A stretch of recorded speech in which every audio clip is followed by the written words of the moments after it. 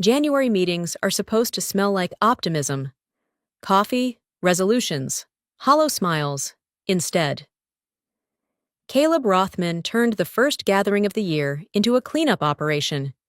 He stood at the head of the table, sleeves rolled just enough to look approachable, talking about culture reset and future-facing efficiency while his eyes slid past people like numbers on a spreadsheet. Then he stopped on me. "Kayla, clean out your desk. No preface, no context, no thank you." Just a sentence dropped in front of 20 people who suddenly found their notebooks fascinating. I had spent 18 years as Senior Operations Integrity Director, the person they called when shortcuts got dangerous and decisions needed a conscience. That role never showed up on quarterly slides, which made it easy to erase. Caleb didn't even look uncomfortable. He was young, polished, confident in that way men get when they mistake momentum for wisdom. "We're streamlining," he said smoothly, "removing friction, building a faster company." Apparently, I was friction, a cost center, an outdated safeguard from a slower era. The humiliation wasn't loud, it was surgical. He didn't criticize my work because that would require knowing it. He didn't explain the decision because explanations invite questions. He simply moved on, already discussing next steps. As if my career had been a minor agenda item he'd efficiently closed. I felt the shock settle first, then the heat of being dismissed in public. "So this is the reset," I said evenly. "Cut the one person paid to say no?" No one answered. Silence is very loyal to power. I didn't argue, I didn't beg, I didn't cry. "Understood," I added. Because dignity sometimes sounds like compliance. When the room went quiet again, I stood. I smiled, not because I felt calm, but because silence was the only response he hadn't planned for. From my bag, I took out a small envelope and placed it gently on the table in front of him. Caleb smirked, amused, maybe expecting drama. I leaned in just enough for him to hear me. "Don't open it now," I said quietly. "Open it when you're alone." For the first time that morning, his confidence flickered. The room stayed frozen, every eye avoiding mine, while the injustice hung there sharp, immediate, and unfinished. Have you ever walked into a new year expecting a fresh start, only to be blindsided by something you never saw coming? How did it make you feel? Angry? Numb? Or strangely calm like I was in that room? Tell me where you're listening from right now. Because stories like this tend to find people who've lived them. If this moment feels familiar, subscribe and stay with me. The real consequences are just beginning. I packed my office the way you pack after a loss, slowly, carefully, as if sudden movement might make it worse. I didn't announce it. I didn't ask for boxes. I just started lifting pieces of my working life into my arms and setting them down somewhere new, somewhere temporary. The hallway stayed quiet, not out of respect, but avoidance. People looked up, then looked away. Screens became fascinating. Coffee cups suddenly needed refills. I had been the person they came to when something felt wrong, when a shortcut threatened to become a scandal. Now I was something contagious. Watching me leave meant imagining themselves next. As I cleared a drawer, memory pressed in. I remembered being the one who stayed late to slow things down, who asked the questions nobody wanted asked. Are we allowed to do this? What happens if it fails? Who carries the risk when it does? I wasn't popular for it, but the company stayed upright. Someone had to say no before no one could. Caleb Rothman never did that work. He came from finance, from clean spreadsheets and clean exits. He talked about strategy in terms of numbers, not people. He had never stayed through a collapse, never sat with a team while everything burned, and the only option was accountability. He arrived after the mess, praised the recovery, and called it leadership. I slid a framed photo into my bag and remembered the deals I had stopped from crossing lines that couldn't be uncrossed. The vendor contract I froze when the math didn't match the ethics. The restructuring I delayed because it would have gutted compliance. Each time, someone complained. Each time, the company survived. Stability became the story Caleb sold upstairs. And somehow, it became his achievement. There were reports with my handwriting in the margins, warnings softened into questions so executives could save face. I absorbed anger meant for others, signed off on delays, and carried blame quietly. That kind of work never shows up on a resume, but it keeps companies alive long enough for leaders like him to look brilliant. That was the injustice. He inherited calm and branded it progress. He took credit for balance he never created, for risks he never absorbed. I had absorbed them quietly, consistently, because that was the job, because integrity doesn't announce itself. I carried my box past conference rooms where I had once argued for restraint, past people who nodded without meeting my eyes. No one said goodbye. No one said thank you. Silence followed me like a policy. At the elevator, a voice broke it, soft, rushed, almost afraid to exist. "Kayla," someone whispered. I turned. "You know he broke his own promise today, right?" The doors waited. My chest tightened, but my face stayed calm. So did I. For now, I didn't think about the promise while I walked to my car. Shock had burned it out of me. What replaced it was clarity, sharp and unwelcome. Somewhere between the parking lot and the driver's seat, memory stepped forward, calm and precise, like it had been waiting for permission.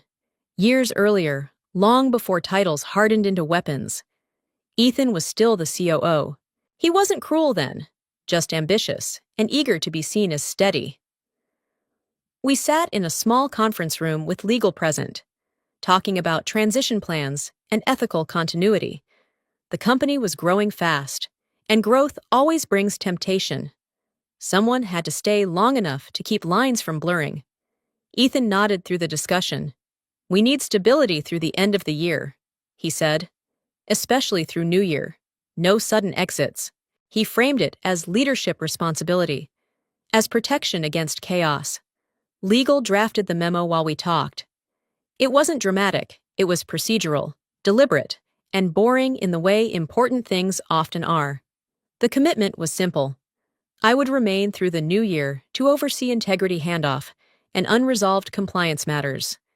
In return, leadership acknowledged that role as essential, not optional. Ethan signed without hesitation. There was a timestamp, clean and official, legal initialed. The board secretary logged it. Everyone moved on.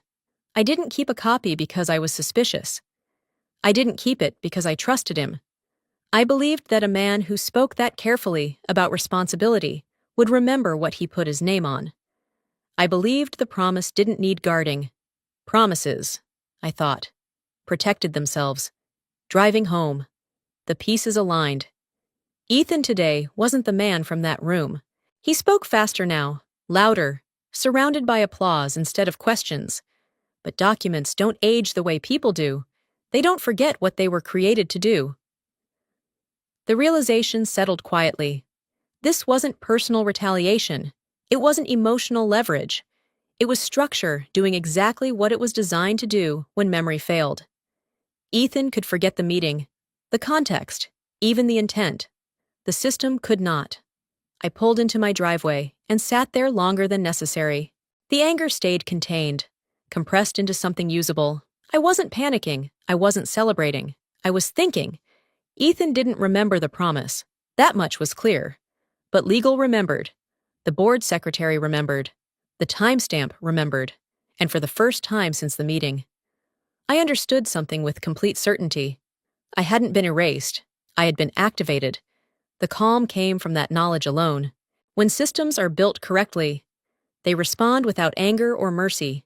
They simply respond. And that was enough to steady my hands. Slow my breath. And let logic take the lead. I was ready to wait. Most listeners miss what just happened here. Did you hear it? I didn't file a lawsuit. That was the first decision. And it was deliberate. Lawsuits make noise too early, and noise gives people time to hide. I wanted movement without alarms, consequences without spectacle. So instead of attacking, I stepped aside cleanly, formally, and in writing. The notice I sent was brief, effective immediately. I am withdrawing from all ethics and integrity oversight responsibilities. No accusations, No explanations, just a factual statement of absence. I copied legal and the board secretary, exactly as protocol required. When I pressed send, I felt something settle into place. Control doesn't always come from force.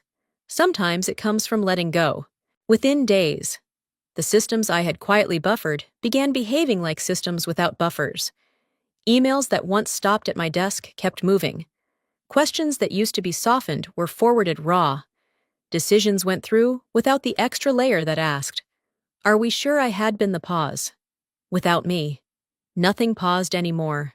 I watched from a distance as the volume increased. Messages multiplied, threads grew longer. Someone replied, all when they shouldn't have. A vendor asked for clarification no one could give. "Why is this escalating?" Caleb asked in one meeting, irritation leaking through his composure. He didn't know the answer because the answer had never been visible. Risk surfaced faster than he expected. A policy exception slid through unchecked. A timeline compressed until it cracked. The company didn't collapse, it just got louder. Louder questions, louder objections, louder consequences. Stability, it turned out, had required effort. Caleb pushed back. "Of course. We're still compliant," he said. "We don't need extra layers slowing us down." No one contradicted him. They rarely do when speed is rewarded. But the emails kept coming. Decisions lacked signatures they used to have. Approvals arrived without context. I could feel the architecture I'd built showing its outline. I stayed quiet. That was part of the calculation. Silence lets patterns reveal themselves. Each small issue stacked neatly on the next. Not catastrophic, just uncomfortable. Enough to expose the absence without pointing to me. Then the ping landed. It was brief, neutral, unmistakable, legal. Copying only Caleb. "Who's handling integrity review?" Now I read it once and closed my laptop. There was no satisfaction yet, just confirmation. The system had reached for the role it expected to exist and found nothing there.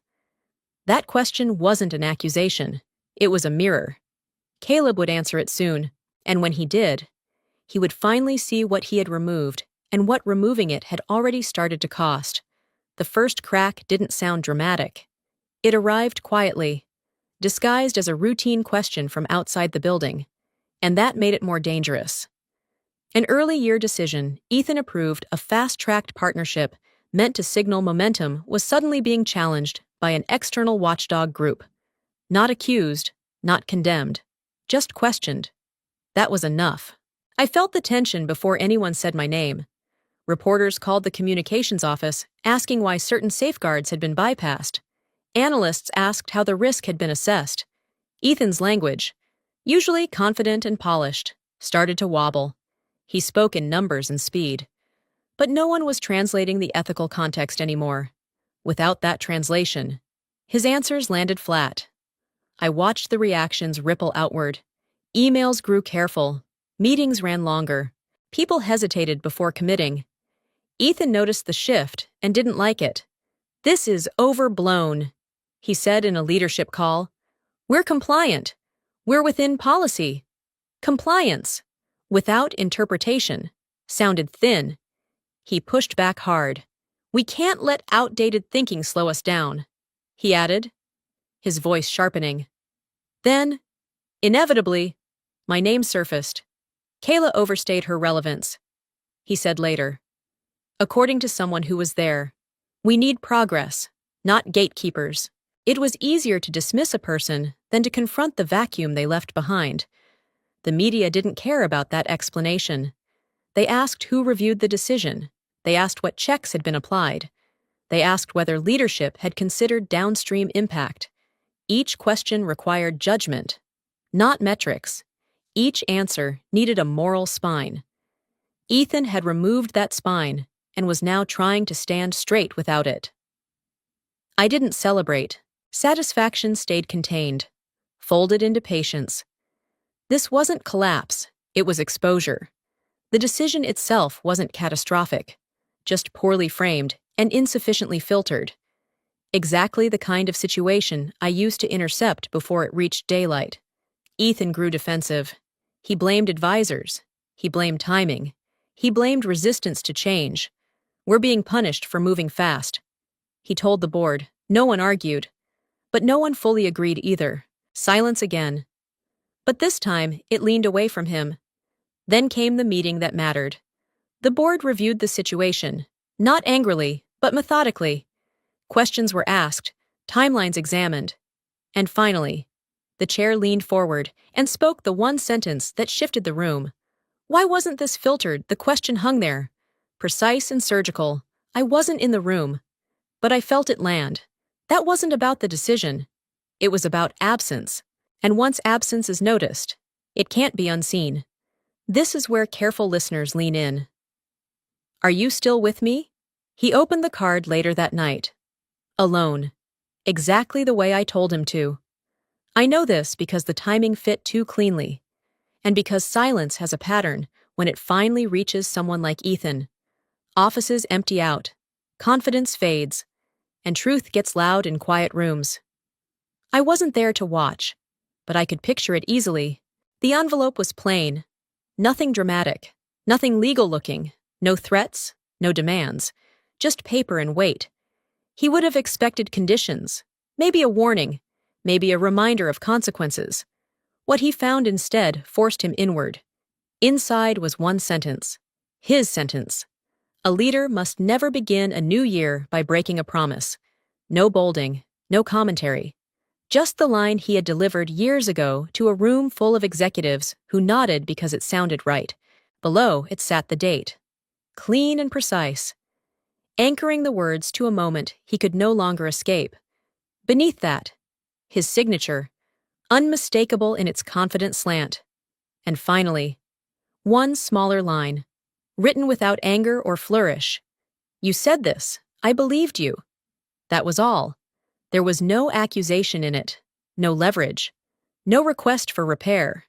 The power came from recognition, from forcing him to see himself without the noise he usually wrapped around decisions. I imagine his first reaction was irritation, then dismissal. But irritation can't survive evidence. Dismissal doesn't work when the voice staring back at you is your own. Ethan built his authority on momentum, on the idea that movement justified everything that followed. This card stopped that movement cold. It wasn't about me anymore. It was about who he claimed to be versus who he had become when speed replaced memory. He would have replayed the speech, remembered the applause, the sense of being principled without sacrifice.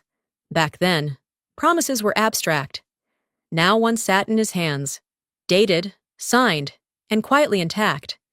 I picture him reading it twice, then again, slower. The room would have felt smaller, the words heavier. Leaders don't cry when they're angry. They cry when they recognize themselves in a moment they can't rewrite.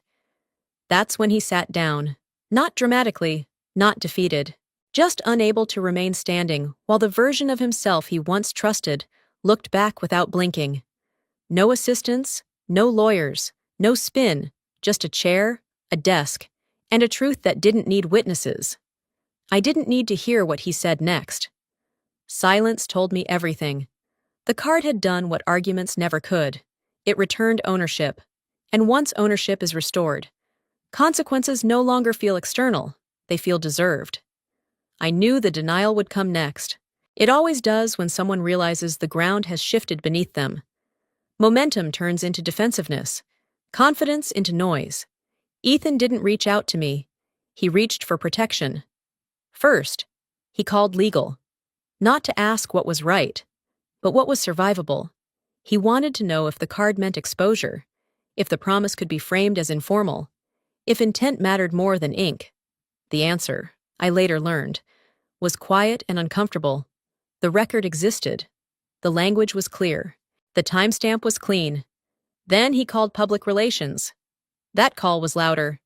He talked about optics, about narrative, about controlling the message before the message controlled him. This is being blown out of proportion, he said. It's a misunderstanding. PR asked what they were defending against. He didn't have a clean answer. The problem wasn't emotion, it was documentation. Promises age better than people do. The internal memo hadn't faded. Legal confirmed the signature. The board secretary confirmed the meeting. 2 witnesses confirmed the intent. Each confirmation tightened the space around him. He tried another angle. She's retaliating, he told someone. That word traveled briefly before stopping cold. Retaliation requires action. I hadn't taken any.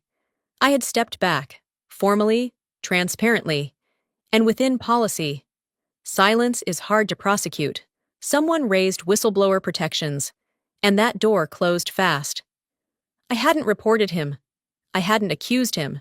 I had simply withdrawn from a role after being terminated in violation of a documented commitment. The law didn't need drama to work. It just needed sequence. Ethan's tone shifted. Frustration edged into panic. Calls overlapped. Meetings were scheduled, canceled, rescheduled. He kept insisting this was manageable, that leaders make hard calls all the time. But leadership doesn't erase records.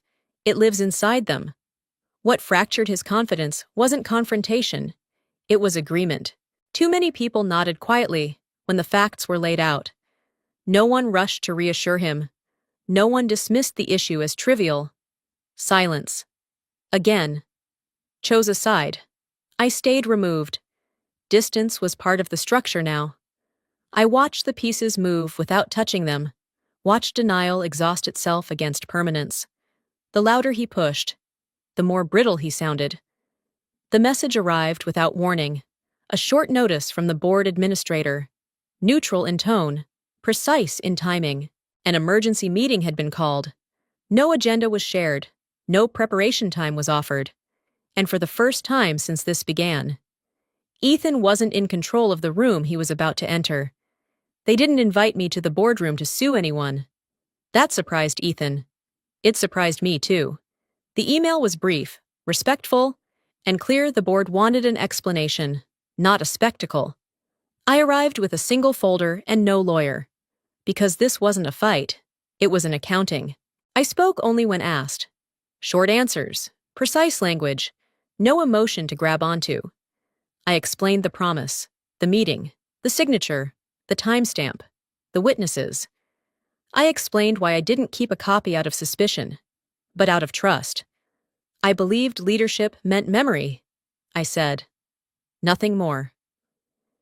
Ethan sat across from me, hearing himself described in neutral terms that felt harsher than accusation. A leader who broke a promise. A leader who removed ethical review to move faster. A leader who inherited stability and called it innovation. I didn't raise my voice. I didn't editorialize. I just traced the sequence, step by step, the way systems do when they're asked to tell the truth. The room stayed quiet. Board members asked clarifying questions, not to trap me, but to confirm alignment. Each answer closed a loop. Each document matched a recollection.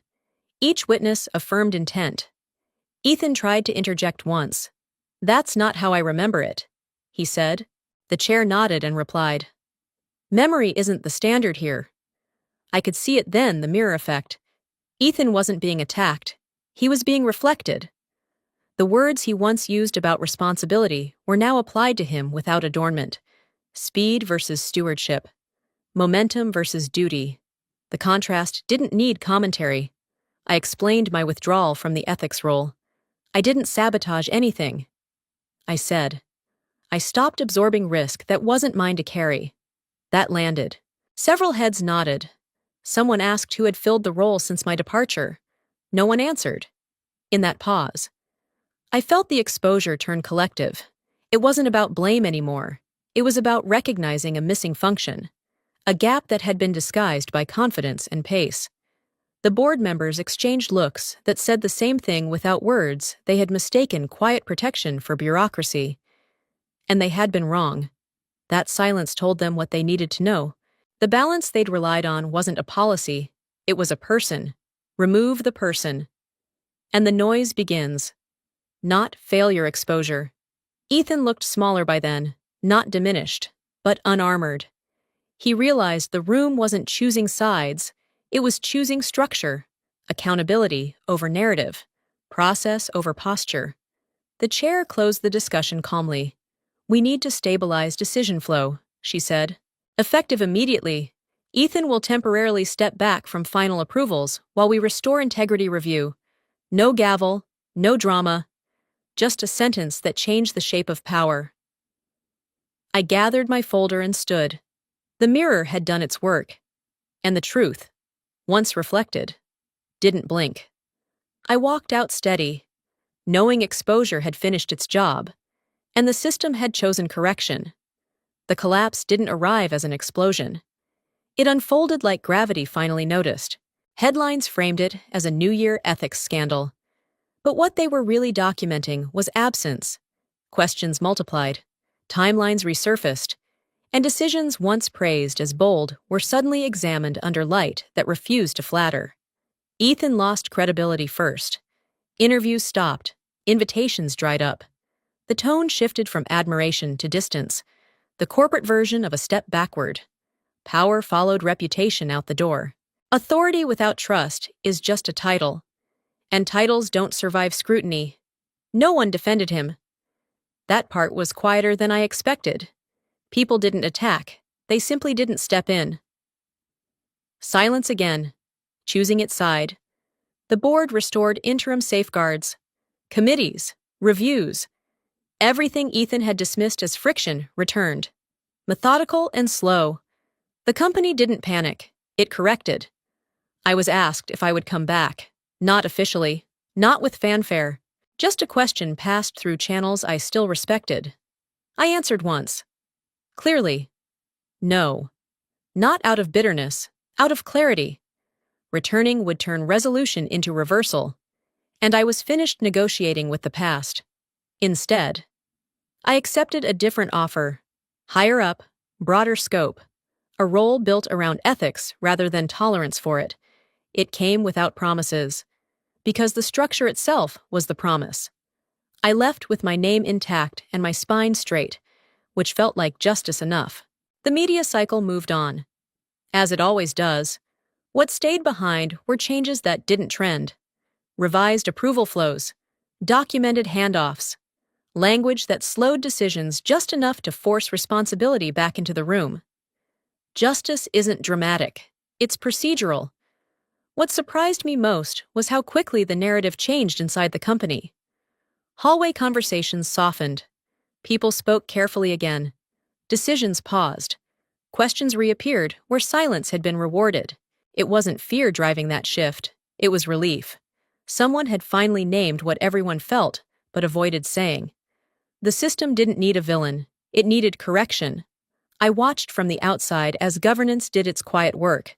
Not glamorous, not fast, but precise. Training sessions were rescheduled, review protocols reinstated. Small choices gained weight again. That kind of collapse looks boring from the outside. But from within, it feels like oxygen returning to a room that didn't know it was suffocating. No announcements followed, yet accountability settled in. Steady, unavoidable, and finally respected across departments without noise or celebration. Then Ethan emailed me. Short subject line, careful tone. He asked for a private meeting, said he wanted to explain, to understand, to clear the air. I read it once and closed it. Some conversations arrive after their purpose has expired. I didn't reply, not because I couldn't forgive, but because I no longer needed to be involved. Silence, one last time, was the correct response. I stepped into my new role, knowing collapse isn't about watching someone fall. It's about watching a system choose integrity over convenience, and realizing you no longer have to hold it together alone. I began the year quietly, without announcements or resolutions. The noise had passed, and what remained felt steady, earned. I woke earlier than usual, not from anxiety, but from clarity. The kind that settles when nothing is chasing you anymore. There was no victory lap, no satisfaction in watching someone fall. Justice rarely feels loud from the inside. It feels like breathing, returning to a room that had learned to survive on shallow air. I stepped into my new role with calm hands, aware that responsibility carries weight only when it's chosen, not forced. Ethan's exit didn't make headlines. There was no scandalous press release or dramatic resignation letter. His name simply stopped appearing on emails, then on agendas, then on the website. Leadership changes were announced with neutral language, and the company kept moving. Careers don't always end with fire. Some end with erosion. I didn't speak about him. I didn't need to. Silence had already done its work. People adjusted. Processes slowed just enough.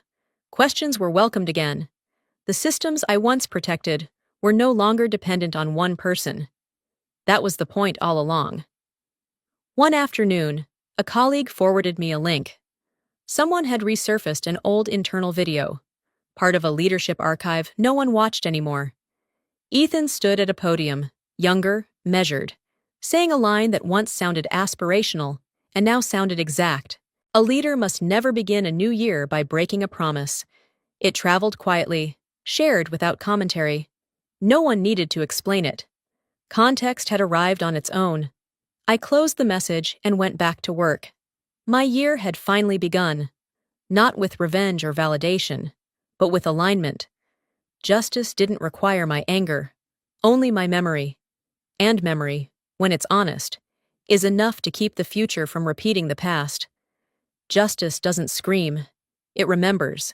I carried no bitterness forward, only certainty, knowing that quiet endings last longer than loud ones. And that dignity, once reclaimed, reshapes time itself, guiding choices, shaping leadership, and leaving fewer scars behind for everyone who watches and learns silently. I didn't learn this lesson from winning. I learned it from standing still while everything tried to move past me. What stayed was the truth. Dignity doesn't need volume, and justice doesn't need permission. When you honor your values quietly, they outlast people who chase speed without memory. I felt the weight of loss. Yes, but I also felt the relief of no longer carrying what wasn't mine to hold. That's when calm becomes strength. If you could change one detail in this story, what would it be, and why would you have spoken sooner, walked away earlier, or trusted the system the way I did? And where are you listening from right now? If this moment felt familiar, share your thoughts in the comments. A like helps others find stories like this, and sharing keeps the conversation alive. Subscribe if you want to stay for what comes next, because sometimes the quietest choices shape the strongest futures. The strongest futures. The strongest futures.